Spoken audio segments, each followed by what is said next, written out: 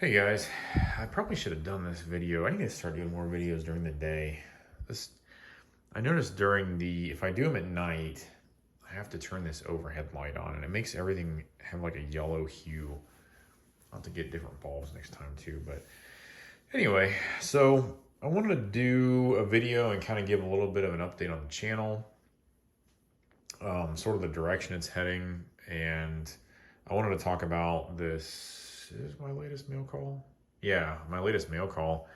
I never do unboxings like a lot of channels do, which I've talked about a little bit in some other videos. I don't know. I might do it. It's just, I don't know. I'm just never like getting a package and then unboxing it at the same time where I'm thinking about making a video. So maybe at some point I'll do that. But first of all, let's talk about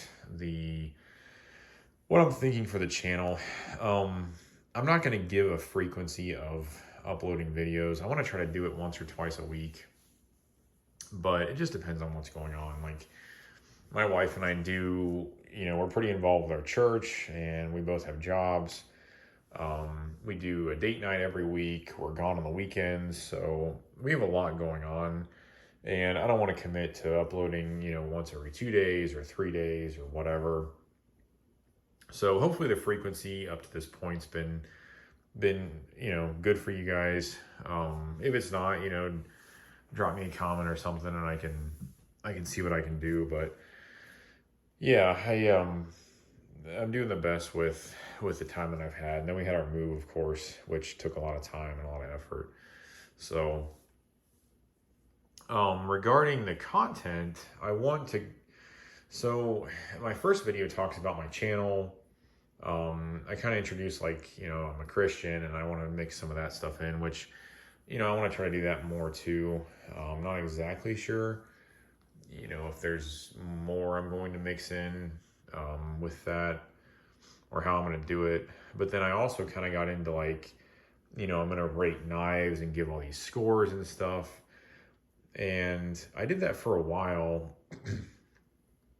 And honestly, it didn't really seem to resonate with a lot of people, which I guess in my mind, it seemed to be something that differentiated me from other channels.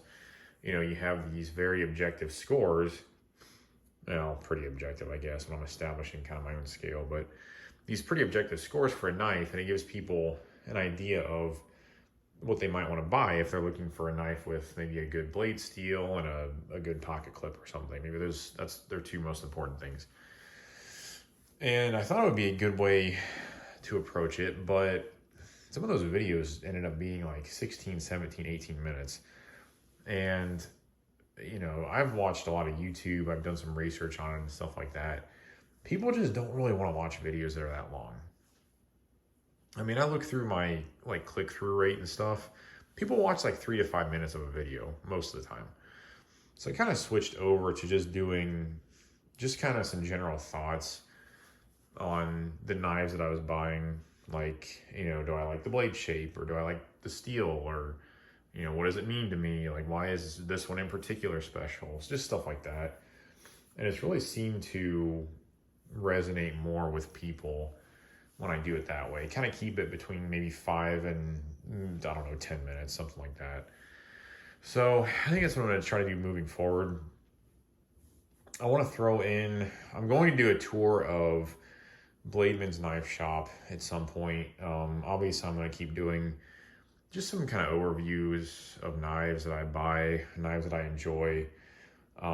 There's a car channel that I watch that I really enjoy that it's just like storytelling basically. So I want to do a little bit of that like I did with talking about my first Spyderco. So just kind of stuff like that.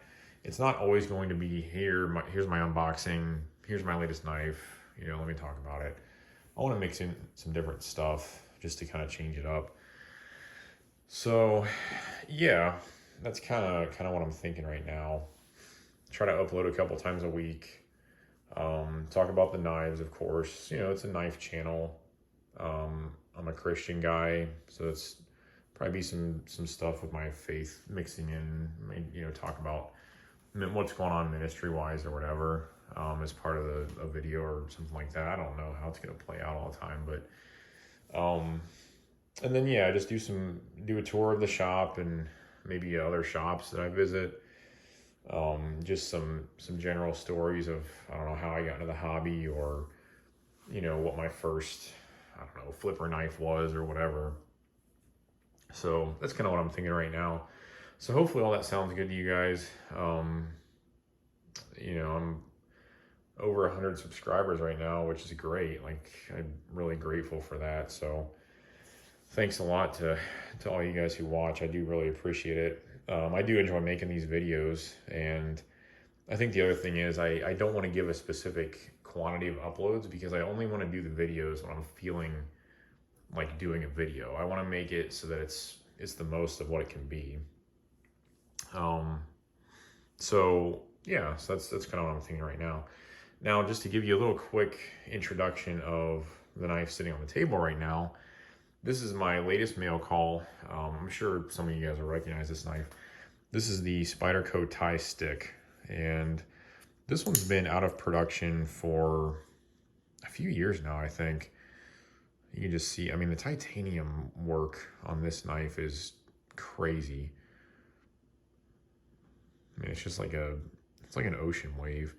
And then the blade, I mean, that is the most wicked blade I think I've ever seen on any folding pocket knife.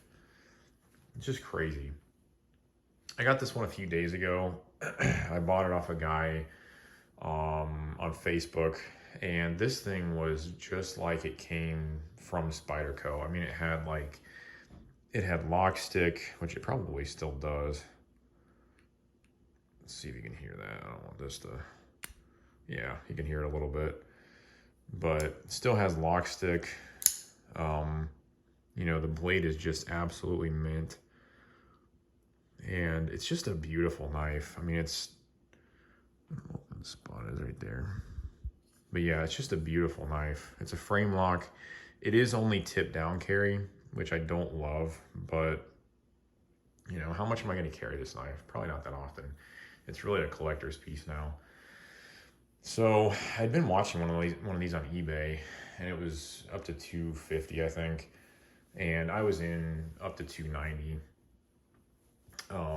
There's like 20 seconds left. I'm like, man, I'm going to score one of these at a great price, because these go for around $400 now, which is crazy to say, because I think I sold my first one for like $170, and the price of it went up almost $200 in the last 20 seconds. It was crazy. So I lost that one and got really frustrated, put out an in search of post in some of the Facebook groups. This really nice guy came and was like, hey, I have this new Tighe stick. I think he was either the original owner or the second owner. And he put some oil on it for me before he shipped it. And it is a gorgeous knife. I mean, like I said, just the titanium work and the handle. This is a Tai Chung Spyderco, and it's a Brian Tighe design. If you look up the original Tighe stick, it does not have the big like Spyderco hole, which makes sense, but it's just a little bit more streamlined. But I like the look of this. It kind of just looks like an alien or something with that big hole on the top. But you can just see this thing. I mean, that point is wicked. The blade steel, as you can see there, is S90V.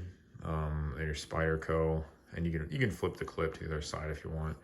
But it is only tip down carry, and you can see here because of the way the handle's designed. It does have the lanyard hole, which I'm not a big fan of lanyards, so I'll never use that. And yeah, I don't know if I'll honestly ever carry this piece.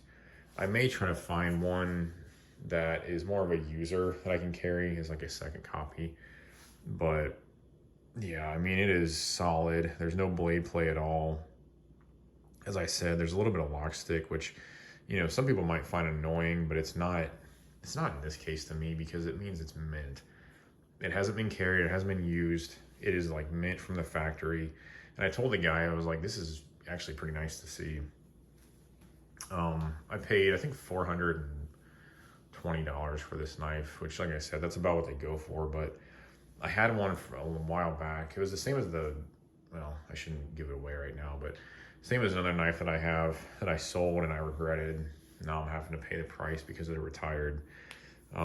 These are pretty difficult to find, but they do come up, you know, sometimes. I wouldn't recommend it as an everyday carry, but if you like unique Spydercos, which they have many, then you appreciate the Taiwan plants quality and manufacturing prowess, then I would highly suggest looking at picking one of these up. Just a really, really fantastic piece. And I don't know if you can see, but I have pretty big hands. I mean, this thing, it's a big knife. It's probably, I don't know, it's probably almost 9 inches long. So, yeah, I may do a follow-up video with this. I'm not sure. Maybe give a little more detail. But this was my latest mail call, and it is a fantastic piece, and I wanted to share it with you guys. And like I said, also give kind of a little bit of direction on the channel. So anyway, if you have any comments or questions, you know, drop them below. Leave me a like if you would, please, and subscribe if you haven't. There'll be a lot more great stuff coming. So we'll talk to you guys in the next one. Have a good one. We'll see you.